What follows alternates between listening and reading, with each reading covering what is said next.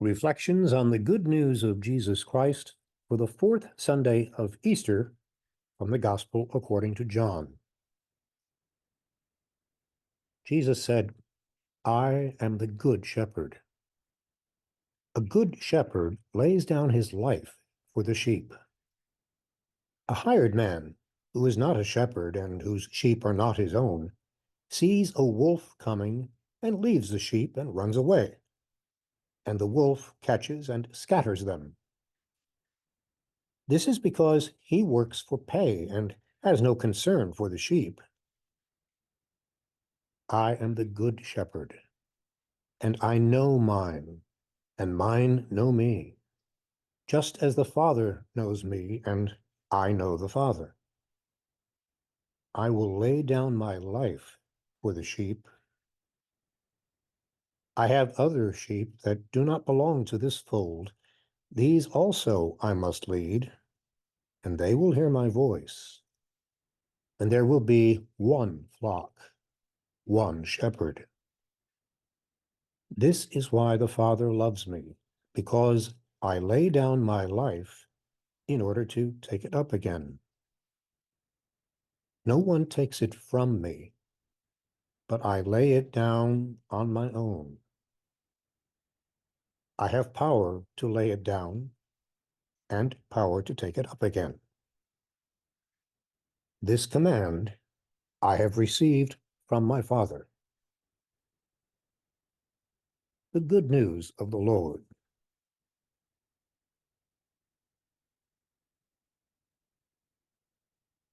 My sheep hear my voice. Now, if you've ever spent any time around sheep, you may know that they are just about the dumbest creatures God ever created, prone to running off, getting lost, eating the wrong things, and then getting sick, a real pain. And their fragrance, well, it's not to be missed. So, being called a sheep, even by Jesus, is no great compliment. But did you hear his voice just now in this gospel passage? Of course, in order to do so today or any day, you must take time for the quiet moments. Because, as the saying goes, he whispers, and the world is very loud. And finding quiet moments, especially in our busy lives, may not be easy to do. It requires making choices about what you are willing to listen to and what you decide not to listen to. What voices do you hear in your daily coming and going? There are all kinds of voices who call out every day, trying to get your attention, hoping you will listen. Your spouse, your children and other family members, friends, fellow workers. The endless emails and voicemails that demand your attention. The endless pitches to buy this gizmo or that gadget, back this cause, support that issue. So many voices, so much volume, that not being able to hear yourself think is a daily, if not hourly, phenomenon. To whom do you listen?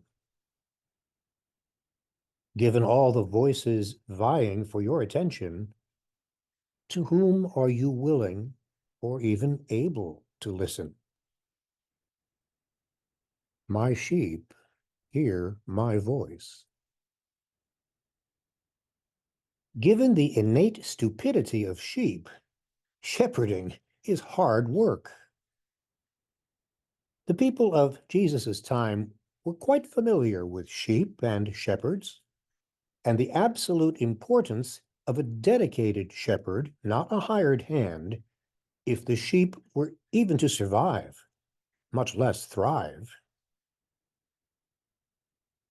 The image of the Good Shepherd is, for us, the image of a person who cares. He or she is not like the one who has no concern. He takes the time to get to know others.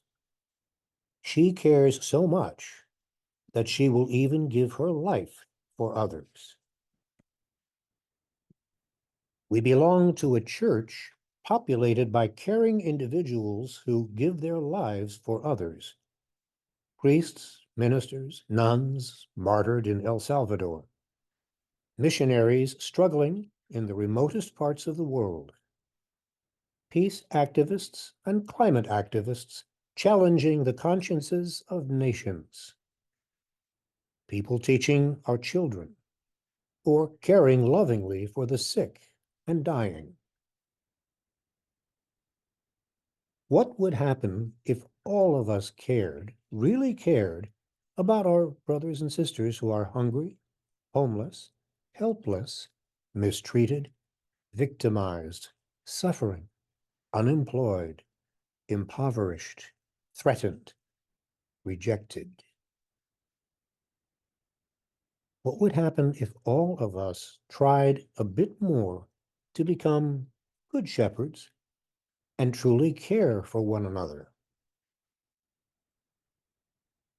Wouldn't the consequences be monumental if everyone in the Christian community became a good shepherd? It would call for a lot of listening as well as being listened to. Listening with the care of a good shepherd can literally be life-saving. Let me tell you about a group of people who are doing just that. These recent years have been particularly difficult for doctors, nurses, medical technicians, and personnel who have borne the weight of the pandemic in their heroic and tireless care of the patients and victims of COVID-19. So, who cares for them when they've become exhausted, demoralized, terrified for their families, and overwhelmed by the death around them? How do they deal with their resentment and their guilt at feeling resentful and their anger at the unmasked carelessness of so many, or those whose lives have ended because of disinformation?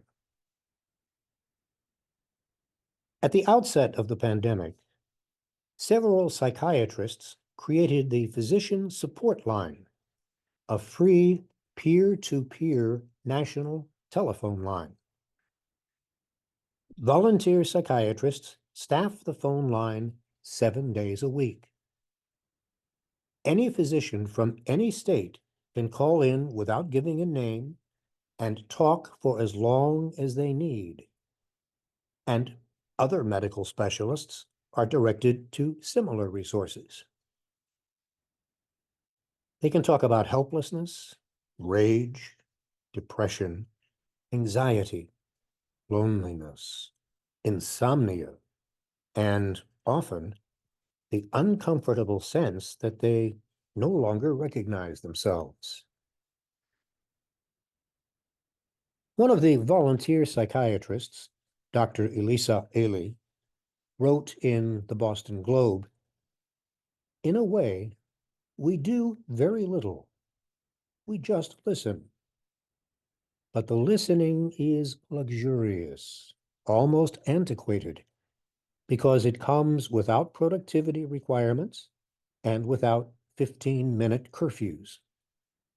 We listen short and listen long, sometimes with respectful inquiries into self-care, sometimes with attempts to help formulate the crisis that brought a caller to dial that day, sometimes with coping strategies. Because even crisis physicians forget how to cope during a crisis.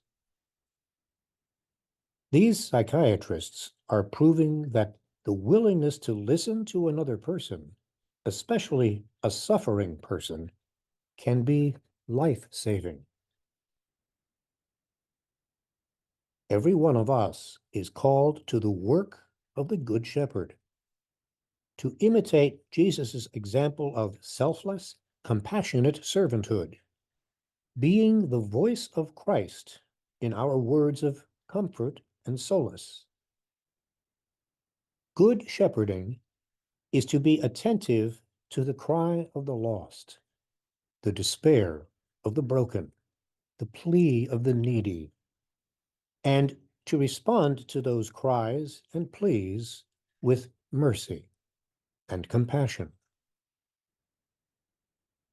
The psychiatrists who give of their time and expertise to help struggling and overwhelmed physicians have taken on the vocation of good shepherding envisioned by Jesus, to seek out and bring back the lost and forgotten, to enable all to move beyond their fears and doubts to experience God's loving presence in their lives, to willingly pay the price for justice and mercy for all members of the one fold.